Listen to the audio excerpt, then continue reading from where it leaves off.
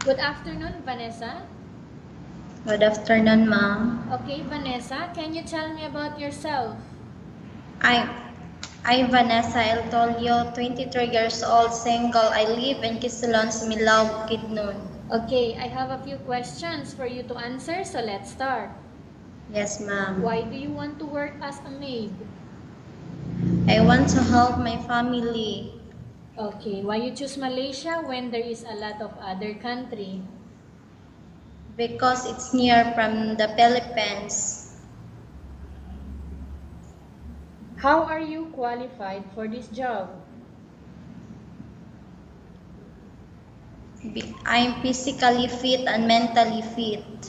May I know what your educational level is? I am graduate in this vocational course of agriculture major in horticulture and situ, ma'am. What is your recent working experience? I worked before as sales lady in 1 year and factory worker in 1 year, ma'am. Have you worked abroad before? No, ma'am. Do you have experience of taking care of baby? Yes, ma'am, my nephew. How about elderly? Yes, no, ma'am. You don't have experience of taking care of elderly? No, I'm assisting only, ma'am. You assist who? My grandfather. Okay.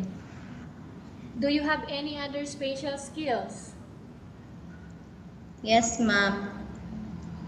Are you willing to learn new skills? Yes, ma'am. Are you willing to work with a family where the mother-in-law or any relatives stay together? Yes, ma'am. Okay. Currently, are you still working now? No, ma'am. Do you know how to cook? Yes, ma'am. What sort of food can you cook? Food, Filipino food only, ma'am. Okay. Are you aware that you will have to do washing, cleaning, ironing, and cooking? Yes, ma'am. From all the house chores that I mentioned to you, which do you like most? Cleaning, ma'am. Okay, you are not allowed to use handphone during working hours. Yes, ma'am.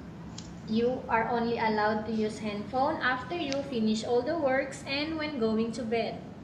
Yes, ma'am. You are strictly needed to surrender the handphone to your employer in the morning and your employer will return back to you once you're going to bed.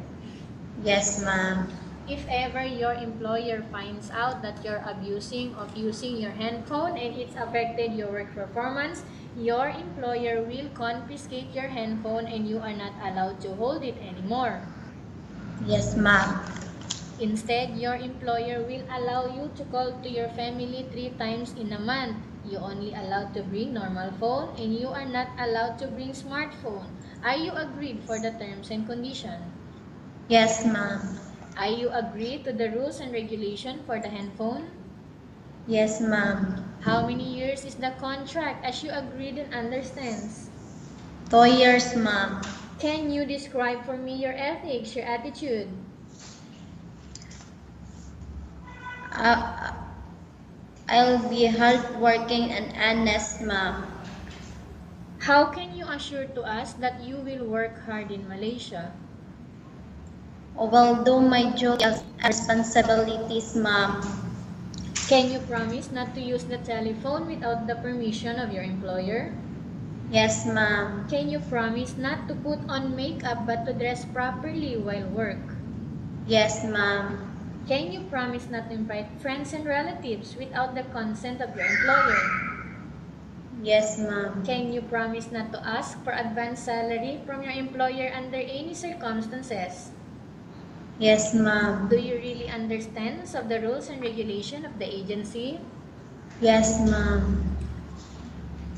Do you promise, okay, not to ask for advance salary from your Yes, employer ma'am. under any circumstances? Yes, ma'am. Okay, do you pay any placement fee for you to come to Malaysia to work as a maid? No, ma'am. Do you have any history of sickness, breast cancer, or any other illness? No, ma'am. Do you suffer from any skin diseases, allergy, or physical defect? No, ma'am. Have you suffered from any serious illness? No, ma'am. Do you smoke? No, ma'am. Have you undergone any operation? No, ma'am. Are you medically fit? Yeah. Yes, ma'am. Are you in any medication right now? No, ma'am. Are you allergic with any food? No, ma'am. Are you preferred to work for the employer of any race? Yes, ma'am. Are you preferred to eat the type of food taken by your employer? Yes, ma'am. Are you afraid of being left alone in the house? No, ma'am. Are you afraid of dogs or other pets? No, ma'am. Can you promise to work according to instruction from your employer? Yes, ma'am. Do you have any immediate family working in Malaysia? No, ma'am. Okay, Vanessa, we have finished our question section. Let's go to case study. I have a case study here for you and I want you to answer me truthfully, okay? Yes, ma'am. Upon arrival in Malaysia within 6 months only, if ever any of your family members passed away, what will you do? I will finish my contract, ma'am. And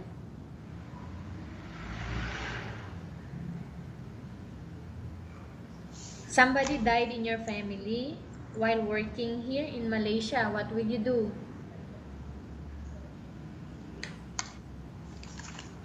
I'll not go back to Philippines, ma'am. I want to finish my contract.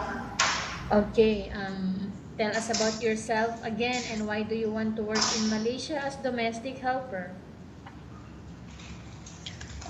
I'm Vanessa El Tollo, 23 years old, single. I live in Quezon Simlao, Bukidnon. I want to work in Malaysia for my family, to help my family. Okay. What do you want to tell to your employer who are watching your video right now? Good afternoon, ma'am. I'm Vanessa El Tulio, 23 years old, single. I live in Quezon, Sumilao, Bukidnon. Ma'am, please choose me to work as your housemate. I will do my duties and responsibilities as one of your housemates. Okay, thank you very much, Vanessa. We will update to your agency if there is any selection made by the employer. Okay, ma'am.